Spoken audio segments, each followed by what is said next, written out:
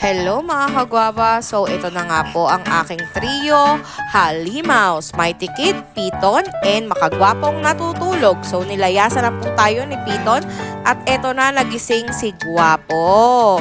At syempre mga kagwaba, mayroon ako i-share sa inyong tip. Sino nga ba ang nagsabi na bawal ang fish sa ating mga baby bullies?